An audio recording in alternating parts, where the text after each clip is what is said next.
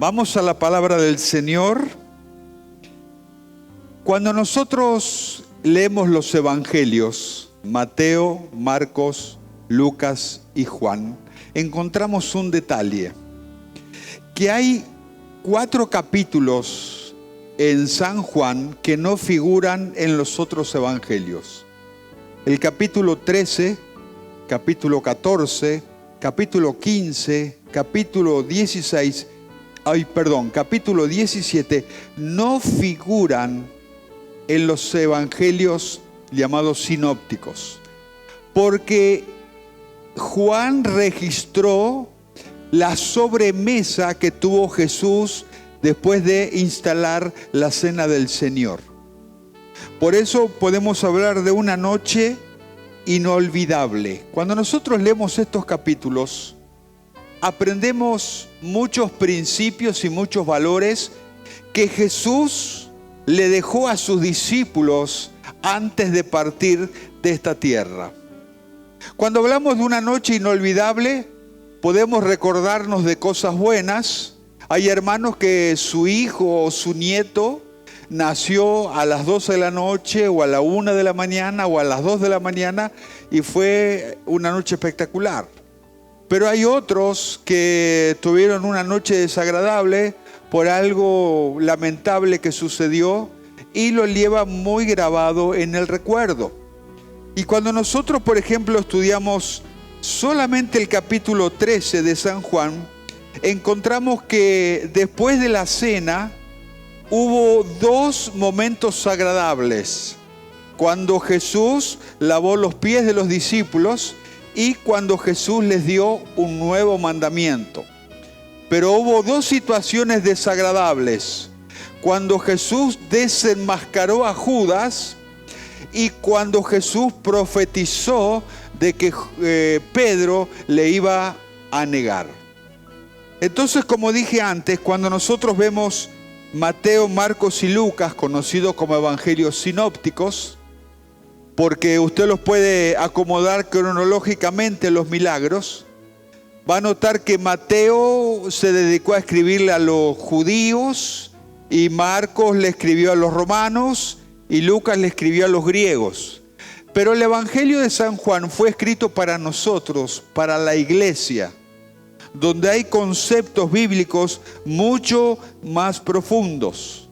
Y el comentarista dijo que del capítulo 13 al capítulo 17, si lo agruparíamos sin capítulos y sin versículos, sería el discurso final de Jesús o el adiós de Él delante de sus discípulos.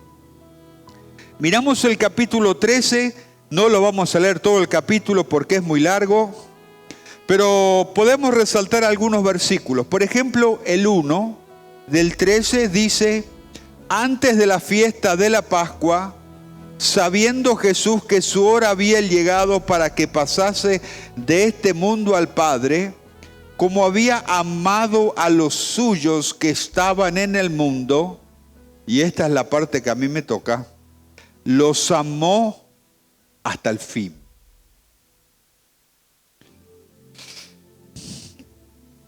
Jesús sabía que su ministerio terminaba con esta charla, porque pocas horas después, esto fue un jueves a la noche, pocas horas después, el viernes a las 3 de la tarde, Él iba a morir en la cruz del Calvario.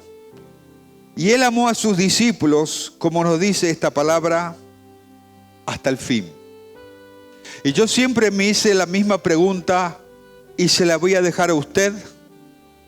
Si Judas se hubiese arrepentido en ese momento, ¿Jesús le iba a perdonar?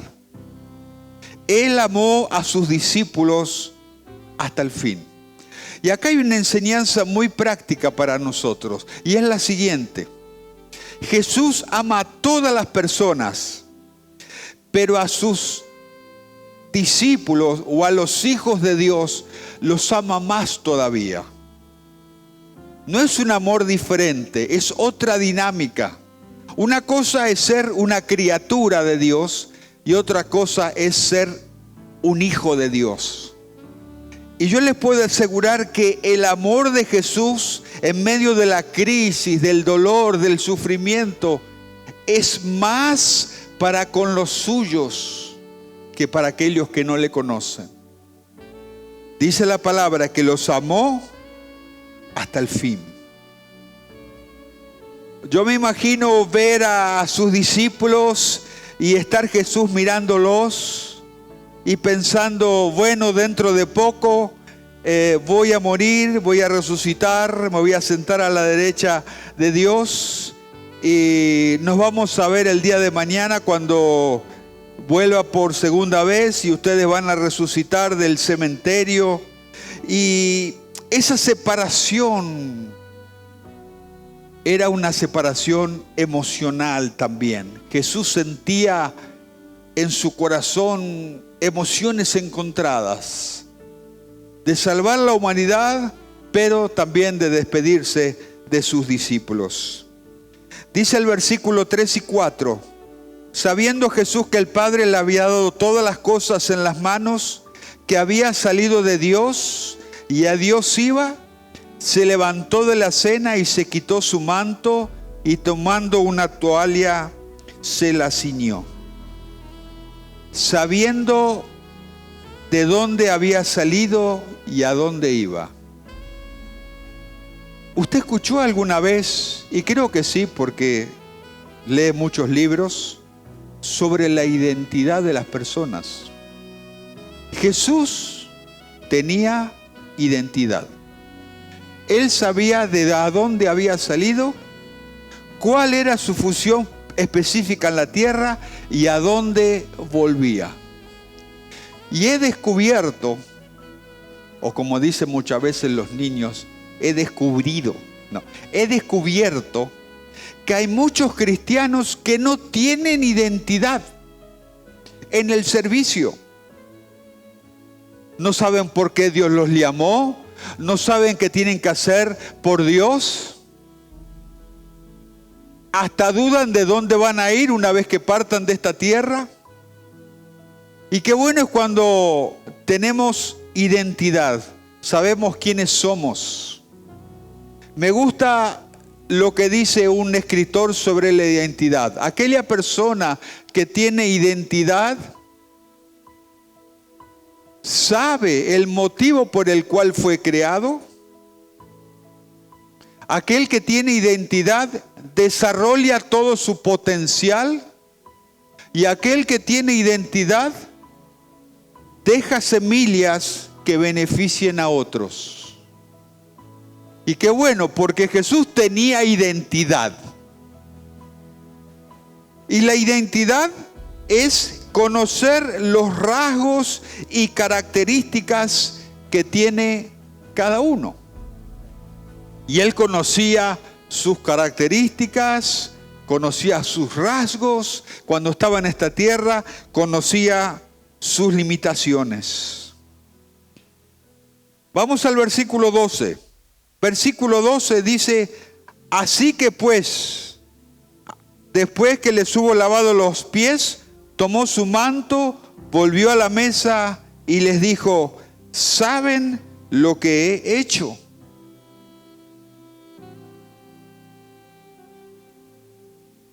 Cuando se invitaba a alguien para almorzar o cenar en la época de Jesús y por supuesto en la época de Abraham también, se ponía en la entrada de la puerta un lebrillo y una toalla para limpiar los pies del caminante. Para eso se contrataba un personal, un mitaí, o como hay muchos niños en la actualidad que lustran zapatos, para que entendamos un poco mejor. Cuando los discípulos se sientan a la mesa, los iguales no se podían lavar los pies, ni el superior. Entonces los discípulos supuestamente eran todos iguales. Y Jesús era el superior a ellos. Según el comentarista, cuando empiezan a cenar y se bebe la primera copa de vino, Jesús se pone en pie.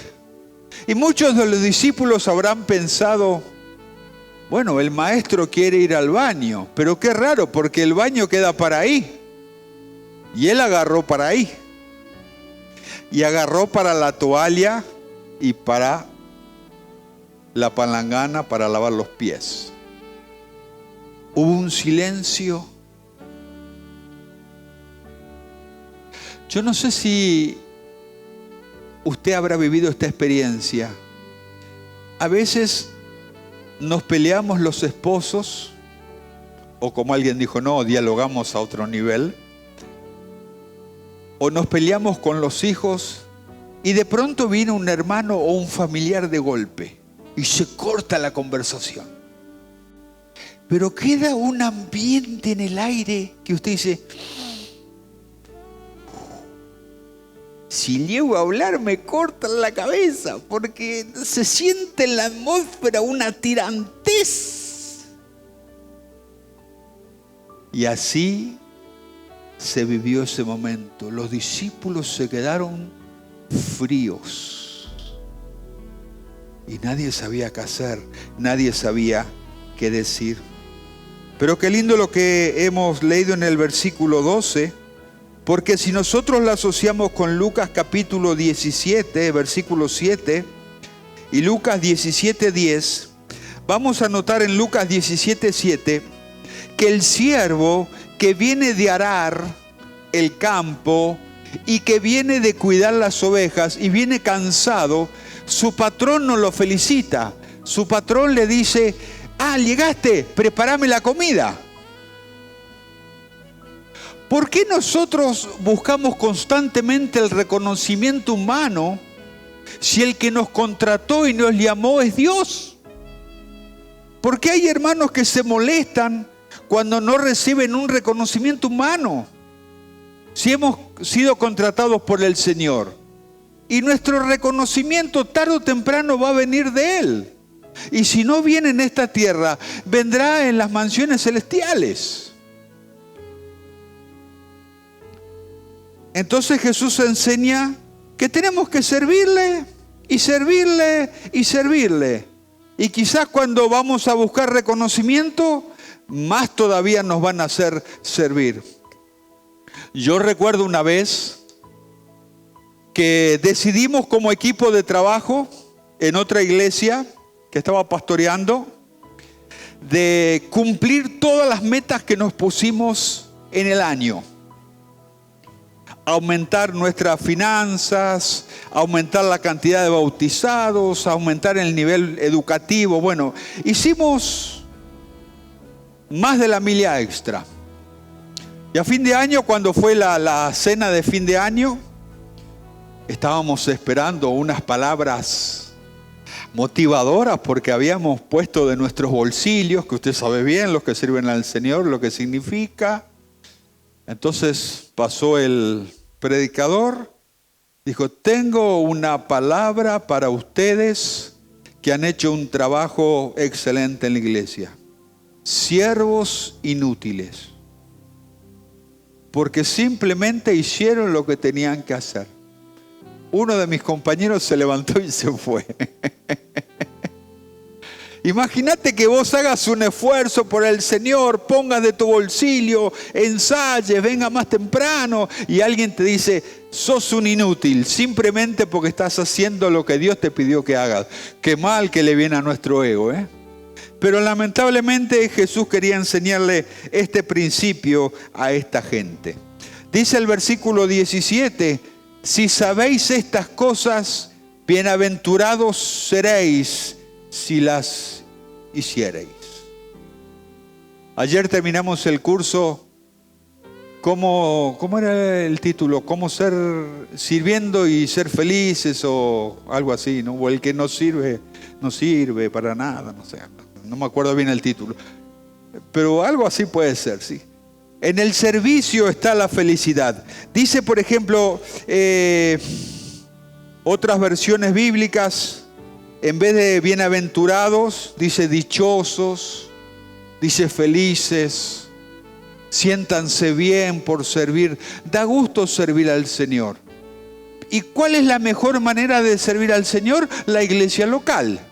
Nosotros a través de la iglesia local servimos al Señor, porque si no tuviésemos iglesia local no teníamos ni arraigo ni identidad, pero podemos servir al Señor a través de la iglesia local. Dice 1 Pedro 4:10, porque Pedro aprendió la enseñanza: cada uno de nosotros ha recibido de Dios alguna capacidad, úsela en el servicio para los demás.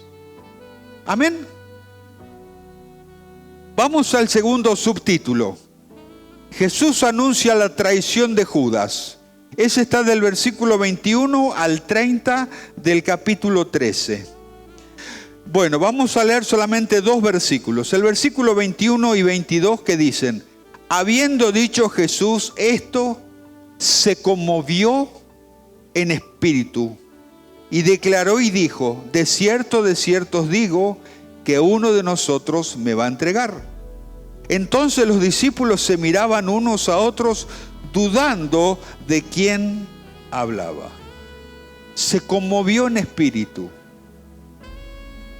Eso demuestra que Jesús, cuando estuvo 33 años en esta tierra, era tan ser humano como cualquiera de nosotros. ¿Qué es conmoverse? Es emocionarse hasta el punto de sentir deseos de llorar. Jesús se conmovió de espíritu. A veces cuando nosotros recibimos una mala noticia o recibimos una buena noticia, nos conmovemos. La traducción del lenguaje actual dice: se sintió muy preocupado. La Nueva Versión Internacional dice que se angustió profundamente. Los discípulos se miraban y no entendían lo que Jesús dijo. Y acá aprendemos algo interesante. En primer lugar, si alguien te va a traicionar, te vas a conmover. Imagínate, si tu esposo te dice: bruja, hasta acá nomás, me voy. O que tu esposa te diga: plaga, hasta acá nomás, me voy. Te vas a conmover. Si tu hijo saca buenas notas en la escuela, te vas a conmover. Si recibís una bendición económica, te vas a conmover. Si me contás un testimonio como me contó el hermano hoy, que estuvo 8 días en terapia por una enfermedad, se conmovió porque salieron lágrimas de sus ojos. Y Jesús se conmovió porque frente a él tenía al que lo iba a traicionar. Fue tan astuto Judas que ni siquiera los discípulos se dieron cuenta de su planificación, porque ellos no sabían que paralelamente a la bendición había una maldición que iba arrastrando Judas, y se miraban entre ellos: ¿quién será el que va a entregar a Jesús? Hizo tantas cosas buenas. Yo solamente 2 veces en mi vida he visto, y eso que me convertí en el año 1976. Me desconvertí muchas veces, no como la mayoría de ustedes, pero en el año 76 fue la primera experiencia que tuve con el Señor. Solamente 2 veces he visto en mi vida, una cuando mi papá predicaba esta palabra y otro cuando otro pastor, hermanos que se levantaron, le golpearon así al banco y se fueron. Y nunca más los vimos en la iglesia. Como si esta palabra les hubiese descubierto. Y Jesús se conmueve y sus discípulos miran y dudan. Tenía que desenmascarar delante de sus discípulos quién lo iba a entregar. Y Jesús dice, los mira a sus discípulos y Jesús dice: al que yo ahora mismo le doy el pan, ese me va a entregar. Y Jesús mojó el pan en el vino y le dijo: toma, Juditas, acá tenés. Y ahí salió al público la traición que Judas le hizo a Jesús. Dice el comentarista, Judas traicionó al maestro con los pies limpios. Porque Jesús también le lavó los pies a Judas. Qué sensación, ¿no? Imagínate que tengamos que lavarle los pies a la persona que sabemos que nos demandó. Lavarle los pies a la persona que quizás nos perjudicó grandemente. Lavarle los pies a la persona que sabemos que no se va a arrepentir, que lo va a tomar como burla lo que nosotros hacemos. Pero Jesús amó a sus discípulos y los amó hasta el fin. Amén. Bueno, se me fue el tiempo y justo el tema que más me gusta es este. Vamos a dejar la negación de Pedro para otro domingo, no hay ningún problema. El nuevo mandamiento que está del versículo 31 al 35. Pero no les voy a hablar del nuevo mandamiento porque hablar del amor siempre hablan los que recién empiezan a predicar. Los que recién empiezan a predicar hablan del amor, que tenemos que amarnos los unos al otro, hablan de la fe, hablan de la esperanza. Entonces hablar del amor de los unos a los otros, ya todos sabemos el tema. Pero sí quiero ir cerrando con el versículo 33, que dice, hijitos, aún estaré con vosotros un poco, me buscaréis, pero como dije a los judíos, así os digo ahora a vosotros, a donde yo voy, vosotros no podéis ir. Hijitos. No hijitus. Hijitus es un dibujito animado. Hijitos. Hay palabras que dijo Jesús que le impactaron profundamente en el corazón a los discípulos. No tenemos tiempo para hablar de esas palabras, pero lo que sí podemos decir es que cuando nosotros como padres a veces decimos una palabra contra nuestro hijo, lo podemos bendecir para siempre o lo podemos perjudicar para siempre. Cuando mi tío empezó a servir al Señor, que es pastor en Seattle, en los Estados Unidos, cuando recién empezó a servir al Señor, él tocaba el acordeón, tocaba mal. Casi siempre los que empiezan música tocan mal, ¿no? Pero uno aprende de lo malo y va mejorando. Y justo se había ido de misionero a un país muy humilde. Entonces le dijo al pastor, pastor, yo quiero ir a la cárcel a tocar el acordeón para alegrar un poco la vida de los presos. Y el pastor le dijo, mira hermano, sos un desastre tocando, mejor dedícate a otra cosa. Esa palabra golpeó tan fuerte en su corazón que nunca fue a la cárcel y nunca estudió acordeón. Cuando Jesús le dice hijitos, lo marca Juan. Porque Juan, el apóstol que escribió San Juan, cuando usted lee primera, segunda y tercera de Juan, habla de hijitos míos. Y este pasaje de amarse unos a otros era el caballito de batalla de Juan el apóstol. Juan el apóstol es conocido como el apóstol del amor. Vamos a hacer un pequeño relato. A mí me encanta esta biografía. Y a las personas que le encanta una biografía no terminan más. O aquellos que le encanta contar testimonios siempre encuentran algo nuevo para agregarle a su testimonio. Todos los discípulos murieron por causa del evangelio, menos Juan. Juan murió de viejito.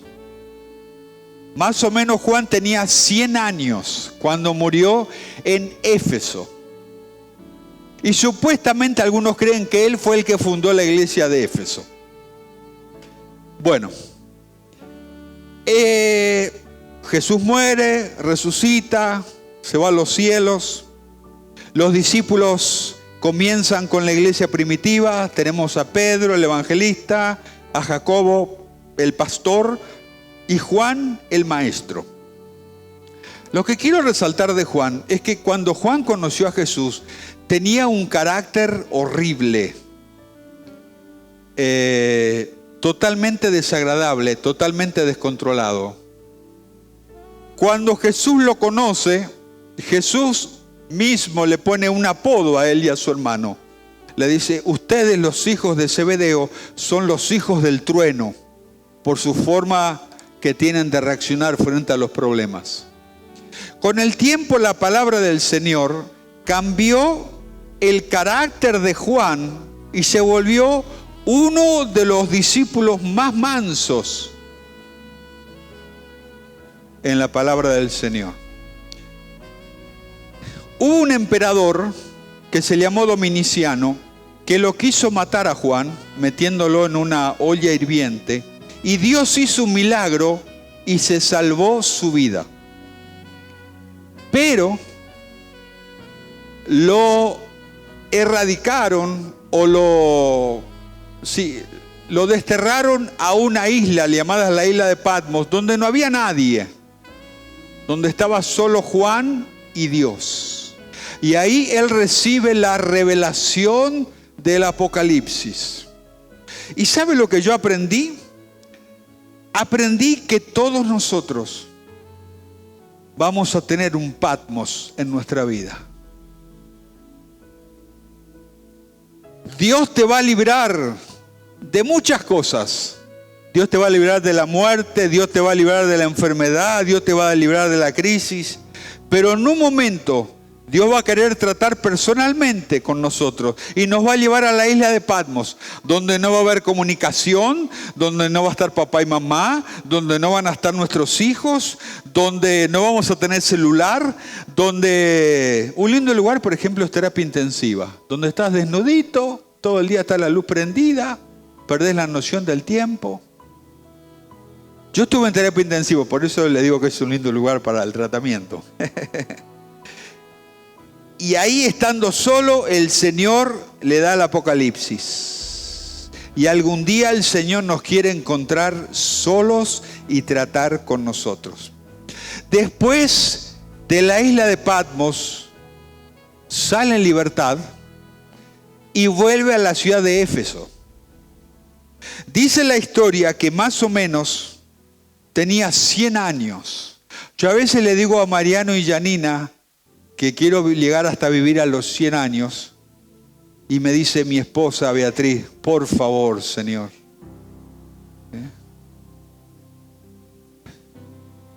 Dice que él era viejito.